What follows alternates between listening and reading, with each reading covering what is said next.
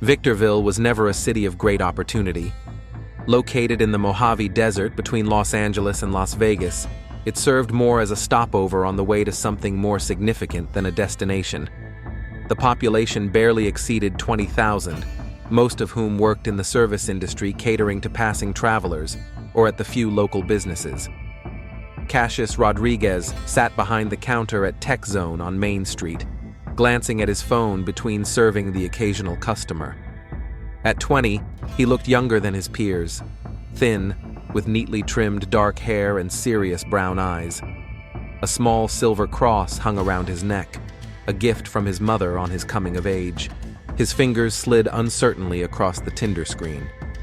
Cassius had downloaded the app a week ago after persistent persuasion from his best friend Brandon, who insisted that at their age, you have to live. For a guy who spent most of his free time between work, college, and Sunday services at the Baptist church, the idea of dating through an app seemed both exciting and sinful. "You're overthinking it," Brandon would say. "It's just a way to meet people. There's nowhere else to go in our town." And Brandon was right. Victorville wasn't exactly overflowing with places to meet people. Young people mostly hung out at a few bars along the old Route 66 or at a shopping mall that had seen better days back in the 90s. The sound of a notification made Cassius jump. "It's a match!" flashed on the screen. The girl in the photo was Asian with long brown hair and a warm smile. Her profile read, "Mia, 22. I love art and good music.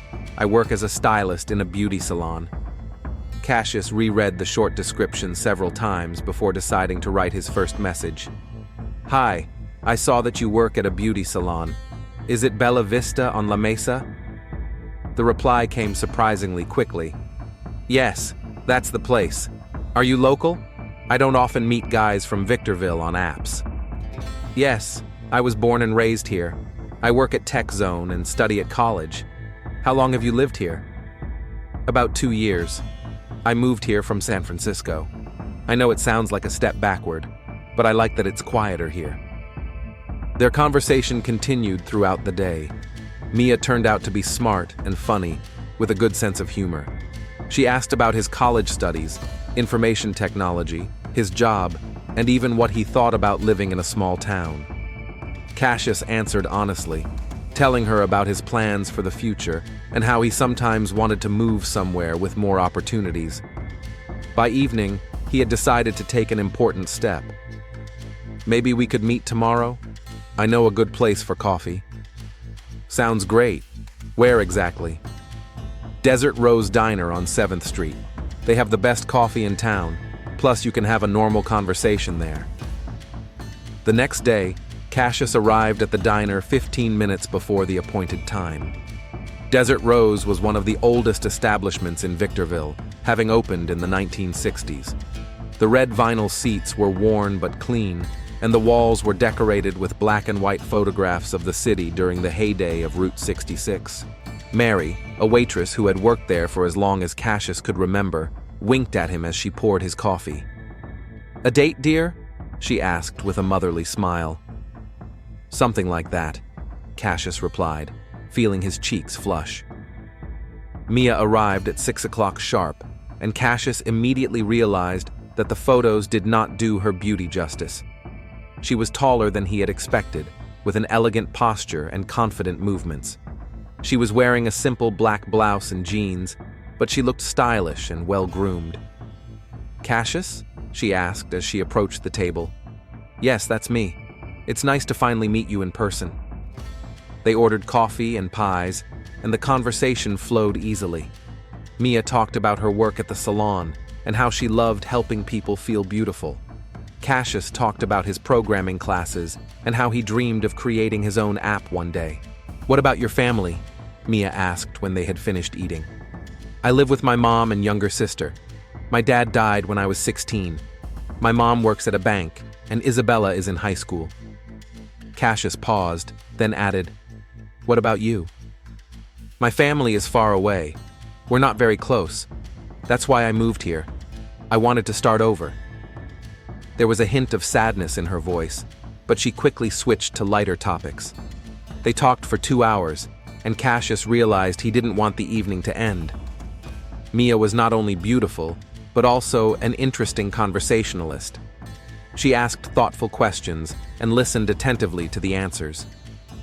"Shall we take a walk?" he suggested when they paid the bill. They walked slowly down the main street, past closed shops and the occasional passerby. Victorville went to sleep early, especially on weekdays.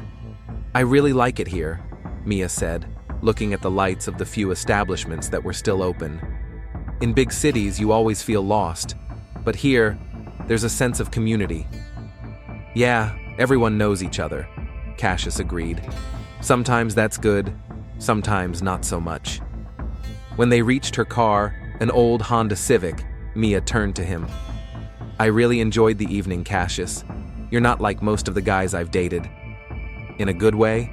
he asked with a smile. "Definitely in a good way." She kissed him lightly on the cheek before getting into the car. Cassius stood on the sidewalk until the red lights disappeared around the corner, still feeling the warmth of her lips on his skin. On the way home, he thought about how long it had been since he had felt so happy. The last few months had been a routine of studying and working, and meeting Mia seemed like a ray of light in his measured life. At home, he found his mother in the living room watching the evening news. "How are you, my dear?" Carmen Rodriguez asked, looking up from the screen. "Fine, Mom. Just met up with a friend." She nodded, not pressing for details. Carmen had always respected her son's personal space, especially after her husband's death, when Cassius became the only man in the house. Lying in bed, Cassius replayed the events of the evening over and over in his head. He was already planning when he would ask Mia out again. The next 2 weeks were the happiest Cassius had had in a long time. He and Mia met every few days, sometimes for coffee, sometimes for walks around town, sometimes to watch movies at the only theater in Victorville. Mia turned out to be a surprisingly well-read and interesting conversationalist with whom he could talk about anything. On Friday evening, they sat on a bench in the city park, watching the sunset over the deserted hills. Mia was unusually quiet, playing with the hem of her sweater. "Cassius, I need to tell you something," she began, without looking at him. There was a nervousness in her voice that hadn't been there before. "Something serious?" he asked, turning to face her. "Yes, and I don't know how you'll react." Mia took a deep breath. "I'm a transgender woman, Cassius. I was born in a male body, but I've always known who I really am. I started transitioning 3 years ago." The words hung in the air. Cassius felt the world around him slow down. He looked at Mia, her delicate features, long hair, slender hands, and tried to process what he had heard. "I understand if this is too much for you," Mia continued, finally meeting his gaze. "A lot of guys have a hard time accepting it. That's why I usually bring it up sooner. But with you, you seemed special." Cassius was silent, his mind replaying snippets of sermons he had heard in church, his mother's words about the natural order of things, Brandon's jokes about perverts. But when he looked at Mia, at her frightened eyes, all those voices faded into the background. "Are you still the same Mia I've spent these 2 weeks with?" he asked quietly. "Yes, absolutely the same." "Then I guess the rest doesn't matter." The relief on Mia's face was so obvious that Cassius felt a pang of guilt for his doubts. They spent the rest of the evening talking about her past, the difficulties of transitioning, why she had moved to Victorville. "No one here knows my story," she explained. "I can just be myself without having to explain myself to everyone I meet." But when Cassius returned home that night, his doubts began to gnaw at him with renewed force. Lying in bed, he tried to reconcile his feelings for Mia with everything he had been taught to believe. In their church, such things were considered sinful, contrary to God's plan. The next day, he met Brandon at their usual spot, the auto repair shop where his friend worked. Brandon Clark was the complete opposite of Cassius, broad-shouldered, loud, with dirty hands and even dirtier jokes. They had been friends since childhood, despite their differences in character. You look like you've been run over by a truck, Brandon remarked, wiping his hands with a rag after working on an engine. Just tired, Cassius lied. Is it because of your new girlfriend? What's her name, Mia? Cassius nodded, not knowing how to start the conversation. Listen, bro, I saw her last week near the salon, Brandon continued. She's pretty, I won't argue with that, but there's something strange about her. I can't figure out what it is. What do you mean? I don't know. Too perfect? Like she's playing a role. Brandon shrugged. Maybe I'm being paranoid. Just be careful, okay? The internet is full of crazy people. Those words stuck in Cassius's mind. Playing a role. What if Brandon had somehow sensed the truth? On Monday, during lunch break at college, Cassius struck up a conversation with his classmate Michael Hart. Michael was one of the few openly religious students and often organized prayer groups. Cassius, you look troubled, Michael remarked as he sat down next to him in the cafeteria. Michael, can I ask you a hypothetical question? About morality? Sure. What if you fall in love with someone, and then you learn something about them that goes against your beliefs?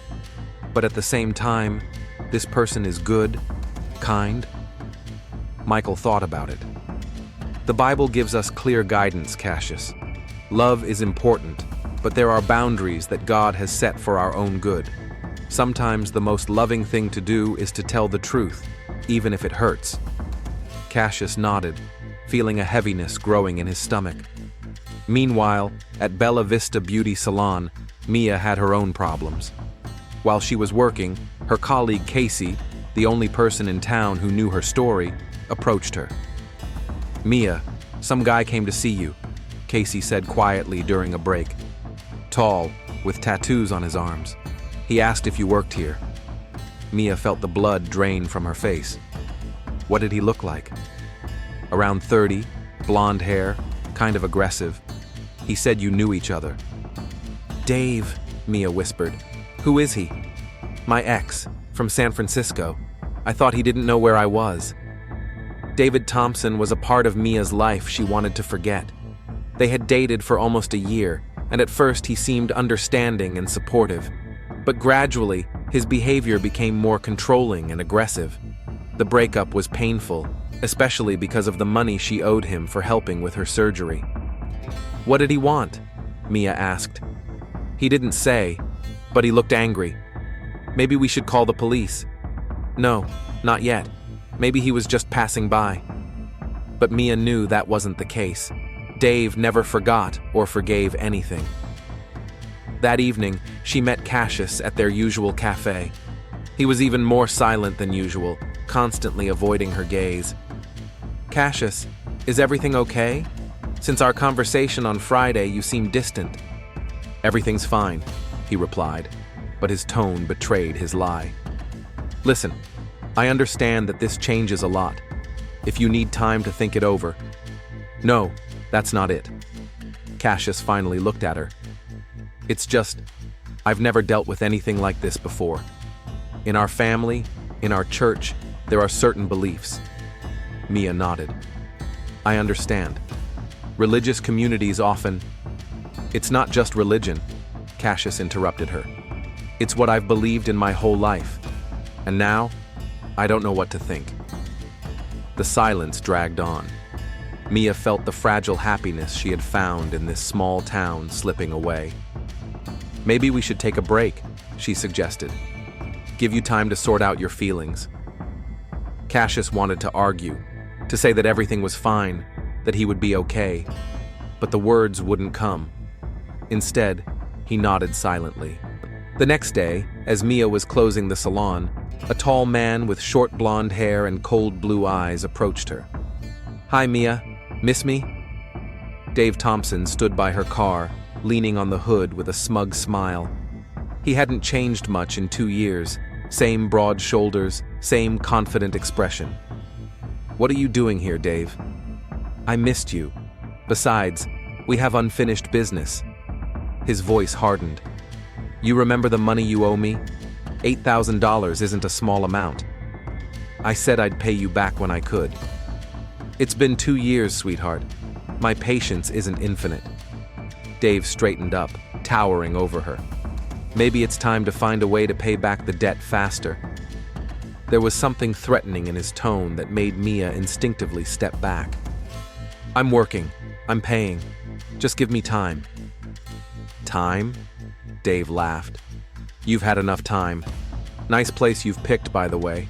Quiet, peaceful. Everyone knows each other. He paused, looking her in the eye. I wonder what the locals will say when they find out the truth about their new stylist. The threat was clear. Mia felt her stomach clench. You wouldn't dare. Try me. Dave got into his truck. You have a week, Mia. Find the money, or I'll find a way to get it another way. He drove away, leaving behind a cloud of dust and the smell of exhaust fumes. Mia stood in the empty parking lot, feeling her new life crumble. A week had passed since Dave showed up in Victorville, and Mia felt his presence like a dark cloud over her life. He didn't show himself openly, but she noticed his truck parked in different places around town, near the salon, next to her house, in the supermarket parking lot. The constant feeling of being watched made her nervous and caused her to look over her shoulder. Cassius wasn't in the best state either. After their conversation about taking a break, he spent several sleepless nights thinking about their relationship. On the one hand, he missed Mia, their conversations, her laughter, the way she made him feel special. On the other hand, voices were constantly ringing in his head, his mother's, his pastor's, his friends. On Wednesday morning, he made up his mind. After work at the store, Cassius went to the beauty salon where Mia worked. He waited outside until she came out for her lunch break. Mia! He called out. She turned around, and her face flashed with relief mixed with caution. Cassius, how are you? Can we talk? Maybe go somewhere? They went to a small park behind the main street, where there were a few old benches under the sycamore trees. Cassius nervously fiddled with the hem of his shirt. I've been thinking about us, he began. About what you told me. And? I want to give it a try. I want us to keep seeing each other. He looked her in the eyes. You're important to me, Mia. More than the rest. Mia felt tears welling up in her eyes. Are you sure? I don't want you to do this out of pity or... Not out of pity, because of how I feel about you. The next few days were spent trying to return to what they had before. But something had changed. Cassius was more tense, often lost in thought in the middle of a conversation. When they walked down the street, he instinctively moved away if he saw someone he knew. On Friday evening, the situation reached a critical point. They were sitting in the Desert Rose Diner, the same place where they had their first date, but the atmosphere was completely different. Cassius, what's going on? Mia asked, pushing away her half-eaten salad. You're acting like you're ashamed of me. That's not true. Really? Then why did you move away from me when you saw that guy from your college? Why don't you want me to visit you at work? Cassius remained silent, staring into his coffee cup. Listen, Mia continued. I understand that it's difficult, but if you can't accept me for who I am, completely, then it's better. It's not you, he interrupted. It's me. It's what people think. What exactly do people think? Cassius looked up. My friend Brandon says there's something strange about you. And at church last week, the pastor talked about the importance of traditional values. Mia felt a twinge of pain in her chest. And what did you say to him? To Brandon? I didn't say anything. You didn't say anything. Mia repeated his words bitterly. So when your friend says nasty things about me, you stay silent. He doesn't know, and you're not going to tell him, are you? Because then you'll have to choose between his opinion and me. Cassius didn't answer, which was an answer in itself. Mia got up from the table. You know what, Cassius? I don't need a boyfriend who's ashamed of me. I thought you were different, but I guess I was wrong. Mia, wait. But she was already heading for the door, leaving him alone at the table with cold coffee and the feeling that he had just lost something important. Meanwhile, Mia had problems more serious than her complicated relationship with Cassius. On Saturday morning, when she returned from the grocery store, Dave was waiting for her at the entrance to her apartment. "Time's up," he said without preamble. "Dave, please, I need a little more time." "No." He stepped closer, and Mia felt the familiar fear she had experienced during their relationship. "I've waited patiently for 2 years. Now I want my money. I don't have it. With a job like this, I can't save $8,000 in a few months." "Then find another way." There was a threat in his voice. "You have friends in this town, don't you? Maybe one of them will help." "What do you mean?" "Well, for example, your young boyfriend. What's his name, Cassius? A nice boy from a religious family?" Mia felt the blood drain from her face. "How do you know about him?" "Victorville is a small town. People talk." Dave smirked. "I wonder if he knows the truth about you. And what will his mommy say when she finds out who her precious son is dating?" "We're not dating anymore." "Oh? Well, that's even better. So you won't mind if I tell him something interesting about your past?" "Dave, don't." "What if I tell the whole town? I think the local church would be interested to know that their new stylist used to be Michael Chen." Mia felt like she was suffocating. It was her worst nightmare, that her past would catch up with her in the place where she was trying to start a new life.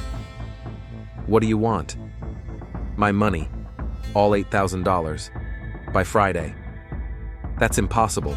Then I have another offer." Dave took an envelope out of his pocket. "These are photos. Old photos, if you know what I mean. I think there are people on the internet who would be willing to pay for them." Mia snatched the envelope from his hands and quickly looked inside. They were photos from their relationship, intimate pictures she had once trusted him with. "You wouldn't dare. Try me. By Friday, Mia. Money or I'll post these photos everywhere I can, and I'll tell everyone in this godforsaken town who you really are." He turned and walked to his truck, leaving Mia standing at the door of the house with trembling hands and a pounding heart. On Sunday evening, Cassius sat in his room trying to focus on his homework, but his thoughts kept returning to Mia. He started writing her a message several times, but each time he deleted the text without sending it. The ringing of the phone interrupted his thoughts. It was Mia. "Cassius, can we talk?" There was a desperation in her voice that made him sit up and take notice. "Sure. What's wrong?" "Not over the phone. Can we meet?" "Where?" "The park where we first walked. In half an hour?" "Okay." When Cassius arrived at the park, Mia was already waiting for him on the same bench. Even in the twilight, he could see that she had been crying. "Mia, what's going on?" "I have problems, Cassius. Serious problems." She told him about Dave, about the money, about the threats. She didn't mention the photos. It was too painful to talk about. $8,000, Cassius repeated. "That's a lot of money." "I know, and I have no way of getting it in such a short time." "What about the police?" "What would I tell them? That I owe money to my ex-boyfriend? That's not a crime." Cassius was silent, thinking about the situation. Part of him wanted to help, but $8,000 was more than he earned in 6 months. "Maybe your family in San Francisco?" "No." Mia shook her head. "I told you we don't talk. When I started transitioning, they cut me off completely. Mia, I'd like to help, but I don't have that kind of money." "I'm not asking you for money," she said quietly. "I just wanted someone to know, in case something happens." "What do you mean?" "Dave, he's not the kind of person who would just give up and leave. He could become dangerous." Cassius looked at her frightened face, her trembling hands, and felt a wave of anger toward the man who had brought her to this state. "Maybe I should talk to him? No!" Mia grabbed his arm. "Don't get involved in this, Cassius. Please. Dave can be very cruel, and I don't want you to get hurt because of my problems." They sat in the park for another hour, mostly in silence. When Mia got up to leave, Cassius stopped her. "Mia, about what I said at the cafe, I was wrong. I shouldn't be ashamed of you. "But I am," she replied with a sad smile. "And that's okay, Cassius. I understand. It's hard. But I want to try. Again." Mia shook her head. "I have too many problems right now, and you deserve someone who won't bring so much drama into your life." She kissed him on the cheek, just like she did after their first date, and left, leaving Cassius alone in the darkening park. The next day, Monday, Dave went to the beauty salon where Mia worked. He acted like a regular customer, which made Casey, Mia's colleague, relax. "I need to talk to Mia," he said with a smile. "She's with a client. Can I help you?" "No, I need to talk to her. I'll wait." When Mia finished with her client and saw Dave sitting in the waiting area, she felt her stomach tighten. "What are you doing here?" "I decided to remind you about the deadline. There are 4 days left until Friday. I'm looking for ways." "You know what?" Dave stood up and moved closer, lowering his voice. "I have a better idea. You can not only pay back your debt, but also earn some extra money. There are people in Las Vegas who pay well for special services. I think you know what I mean." Mia turned pale. "Are you suggesting I become a prostitute?" "I'm offering you a way to solve your problems. A few months of work, and you'll be free." "No." "Then get ready for all of Victorville to find out your little secret, and not just your secret." He left the salon, leaving Mia standing in the middle of the room, trying to hold back her tears in front of her clients and co-workers. Friday, March 14th, 6:47 a.m. Casey Morgan parked her car near the apartment building on East Street where Mia lived. They had agreed to drive to work together. In recent days, Mia had asked her colleague not to leave her alone, especially in the mornings and evenings. Casey went up to the second floor and knocked on the door of apartment 2B. Silence. She knocked again, louder. "Mia? Are you ready?" No answer. Casey tried the handle and found that the door was unlocked. This was strange. Mia always locked the door carefully, especially after Dave had come to town. "Mia!" she called, stepping into the small entryway. The apartment was a mess. A chair was overturned, the contents of a purse were scattered on the floor, and the vase that usually sat on the entryway table was broken. Casey felt her heart begin to race. "Mia!" She walked into the living room and saw something that made her scream. Mia was lying on the floor near the sofa, her long brown hair tousled and partially covering her face. She was wearing the same clothes as the day before, a black blouse and jeans. Her eyes were closed, her skin an unnaturally pale shade. A dark stain spread around her head on the light-colored carpet. Casey dialed 911 with trembling hands. 911, what's the problem?" I found my friend. I think she's dead." By 7:15 a.m., the small street had become a scene of emergency response activity. Paramedics, patrol officers, and forensic technicians had arrived. For Victorville, where serious crimes were rare, it was an event that attracted the attention of the entire neighborhood. Detective Sarah Rivera arrived 20 minutes after the first call. At 42, she was the only detective in the homicide division of the small Victorville Police Department. Before moving to this quiet town 5 years ago, she had worked in the Los Angeles Homicide Division, where she had seen enough violence to appreciate a peaceful life. But the peace and quiet ended that morning. "What do we have?" she asked Sergeant Martinez, who was the first to arrive on the scene. Mia Chen, 22 years old, works as a stylist at a local salon. Her body was discovered by a colleague around 7 in the morning. Preliminary reports indicate a head injury, possibly a blunt object. Rivera put on gloves and protective shoe covers before entering the apartment. Years of experience had taught her to carefully examine the scene before jumping to conclusions. The apartment was small but cozy. It was clear that the owner took good care of her home. There were flowers everywhere, beautiful pillows, framed photographs. But now that coziness was disrupted by obvious signs of a struggle. A heavy glass ashtray lay near the body, with traces of blood visible on it. Rivera carefully examined the victim without touching her until the coroner arrived. "Someone clearly fought back," she muttered as she photographed the scene. Forensic technician Jim Holloway, who had come from a neighboring county, had already begun his work. "Preliminary findings indicate a blow to the head with a blunt object," he said. "Possibly this ashtray. Judging by the blood and the position of the body, the blow was delivered here, where she is lying." "Time of death?" "Roughly between 10 p.m. and 1 a.m. We'll know more after the autopsy." Rivera nodded and continued her examination. The bedroom was relatively untouched, but the hallway was littered with items from a woman's purse: lipstick, keys, wallet. The money and credit cards were still there, ruling out robbery as a motive. "Detective Rivera?" Sergeant Martinez peeked in the door. "The woman who found the body is here. She's ready to give her statement." Casey Morgan sat in the patrol car, still in shock from what she had seen. Rivera sat down next to her notebook. "Tell me about Mia," the detective asked gently. "We've been working together at the salon for 2 years," Casey began, her voice trembling. "She was a good person, kind. No one would want to hurt her." "Did she have any enemies?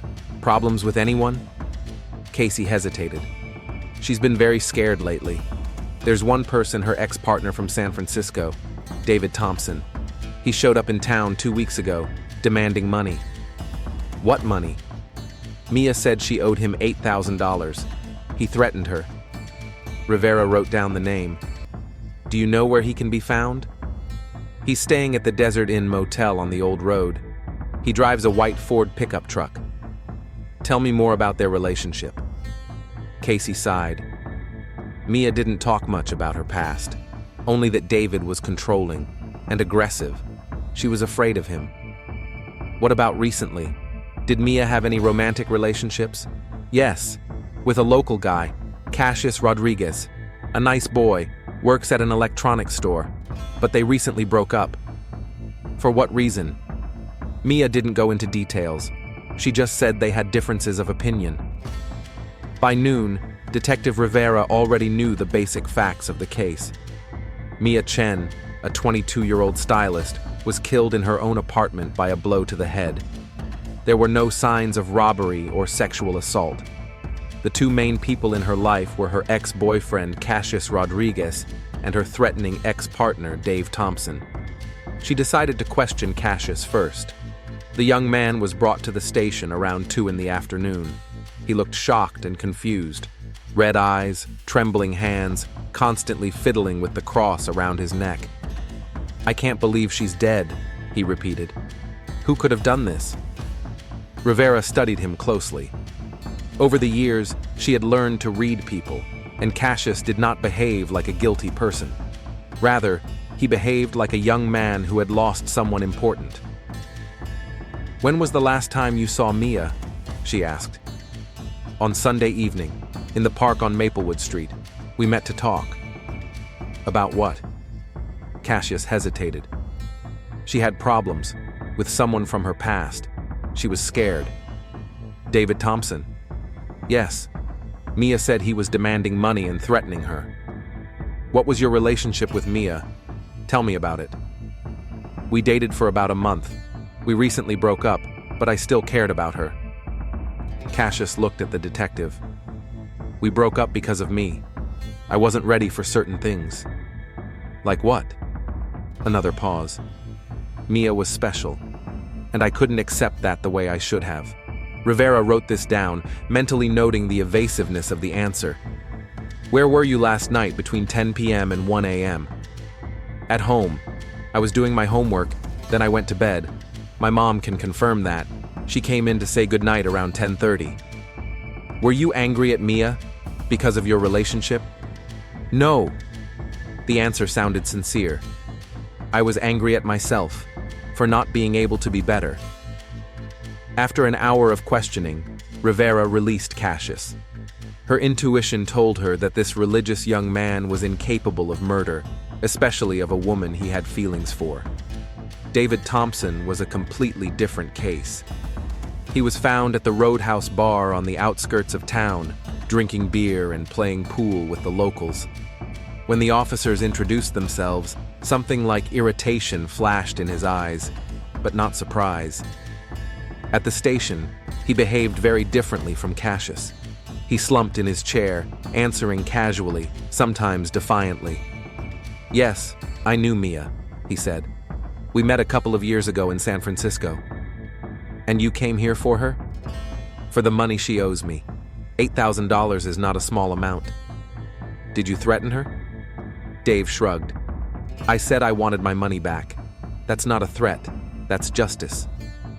"Where were you yesterday between 10 p.m. and 1 a.m.? "At the motel, watching TV, drinking beer." "Can anyone confirm that?" "No. I was alone." Rivera studied his face. Unlike Cassius, Dave showed no emotion about Mia's death. His demeanor was cold, almost indifferent. "How did you react when Mia said she couldn't pay you back?" "I was upset, but not enough to kill her. A dead Mia can't pay her debt." Logical, but the cynicism of the answer struck the detective. "Do you have a history of violence, Mr. Thompson?" "A few bar fights, nothing serious." After the interrogation, Rivera checked his records in the system. 2 arrests for fighting, 1 for domestic violence 3 years ago. The case was closed after the victim refused to testify. By evening, the picture began to clear up. Dave Thompson had a motive: money and anger. He had no alibi, and his behavior was suspicious. Cassius Rodriguez, on the other hand, looked like a grieving young man who had lost his girlfriend because of his own immaturity.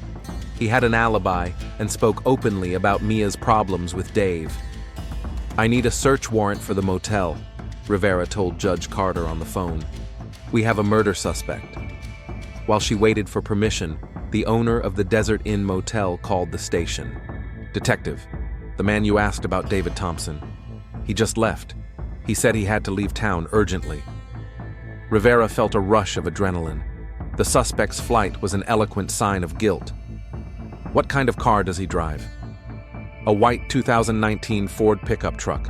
License plate number." An hour later, a preliminary request to arrest David Thompson on suspicion of murder was sent out across the state. Saturday, March 15th. Detective Rivera arrived at the station early in the morning, expecting news of David Thompson's capture. Instead of a triumphant conclusion to the investigation, an unexpected twist awaited her. A call from the Nevada State Highway Patrol destroyed the entire case. David Thompson was stopped on Interstate 15 at 11:47 p.m. on March 14th for speeding. The police had a video recording of the stop and the exact time. Moreover, judging by the distance from the state border, Dave left Victorville no later than 10 p.m., just when, according to the forensic report, the murder took place. The prime suspect suddenly had a solid alibi. Rivera laid out all the case materials on the table, trying to find the missing piece. If not Dave, then who? She returned to the interrogation records, studying Cassius Rodriguez's testimony particularly closely. When she first listened to it, the young man seemed sincere and grief-stricken. But now that the main suspect had been ruled out, certain aspects of his behavior began to look suspicious. Too many precise details about his alibi. Too many ready answers to difficult questions. Rivera drove to the Rodriguez family home on Cherry Street. Carmen Rodriguez greeted the detective in her housecoat, her eyes filled with anxiety at the sight of an official visit. When questioned again about her son's alibi, the details began to blur. Carmen couldn't remember the exact time, either 10:30 or 10:15. Cassius was dressed in street clothes, which seemed strange for home tutoring. After wishing his mother good night, her son continued studying, while she went to bed and did not see him again. When Cassius came down to the living room, Rivera immediately noticed a change in his behavior. He looked as if he hadn't slept all night, constantly fiddling with the cross around his neck and avoiding direct eye contact. He answered direct questions about Thursday evening with noticeable hesitation. The decisive question was about the phone calls with Mia. At first, Cassius categorically denied any contact after their Sunday meeting. But when the detective mentioned the phone company records, his confidence crumbled. Gradually, the truth began to come out. Mia had called him on Thursday afternoon, desperately asking for help. Dave gave her a final ultimatum and even offered her a humiliating way to make money in Las Vegas. Cassius agreed to meet her that evening to discuss the situation. Around 11 p.m., after his mother had gone to bed, he quietly left the house and went to Mia's. This completely destroyed his alibi and made his presence at the scene of the crime, at the critical time, a proven fact. A heated argument ensued between them in Mia's apartment.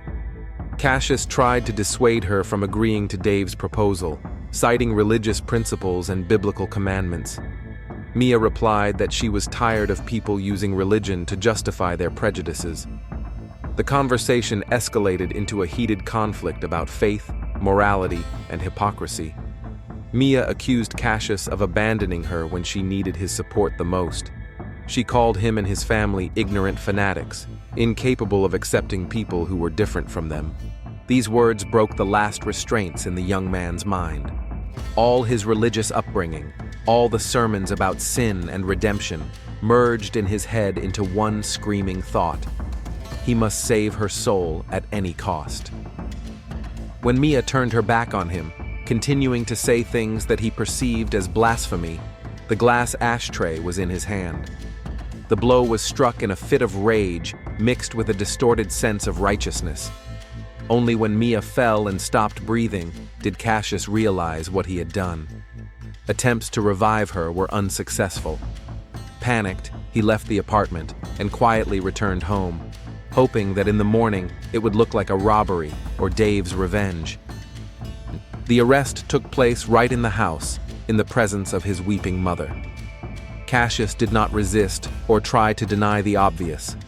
The handcuffs fell on his hands as the logical conclusion to a chain of events set in motion by his inability to accept the person he supposedly loved. At the police station, he made a full confession, recounting all the details of the crime. What tormented him most was the thought that he had allowed suspicion to fall on Dave, even though he considered him a bad person who deserved punishment. The news of the arrest shook Victorville. A quiet, religious young man, an exemplary son and parishioner, he was the last person anyone would suspect of murder. The church attended by the Rodriguez family held a special service on the importance of Christian love and the dangers of false piety. Brandon Clark confessed to detectives that in recent weeks he had noticed strange behavior in his best friend. Cassius had become nervous, talking about sin and temptation, but Brandon attributed this to him being in love. David Thompson was released without charge. He left the state, unwilling to remain in a place where he was considered a murderer. At a gas station in Nevada, he told an employee that he was going to Texas to start a new life. Casey Morgan organized a fundraiser for Mia's funeral. Surprisingly, the townspeople responded by bringing money and flowers. Many said they remembered Mia as a kind and caring woman who was always ready to help her neighbors. At the trial, Cassius's lawyer got the charge reclassified as manslaughter, citing the defendant's youth, lack of criminal history, and sincere remorse. The sentence was 8 years in prison. In his closing statement, Cassius addressed Mia's few friends and acquaintances in the courtroom. He acknowledged that his apology could not bring back the life of a person who deserved love and acceptance instead of condemnation. Prayers for forgiveness, he said, could not repair the irreparable. Detective Rivera watched as the young man was led away in handcuffs. The case was closed, but there was no usual satisfaction from solving the crime. Too many lives had been destroyed by prejudice and an inability to accept differences. Carmen Rodriguez sold her house and moved with her youngest daughter to Arizona to live with relatives. Regular visits to her son in prison could not repair the damaged family relationships. The beauty salon closed a month later. Customers stopped coming after all that had happened. Casey moved to a neighboring town, but continued to tend Mia's grave at the local cemetery. In her final report on the case, Detective Rivera listed the main facts. The victim was Mia Chen, 22 years old. The cause of death was head trauma. The motive was religious intolerance. The killer was Cassius Rodriguez, sentenced to 8 years. The case was officially closed. But Rivera knew that some cases remain in the memory forever as a reminder of what hatred disguised as righteousness can lead to, and of the importance of accepting people as they are.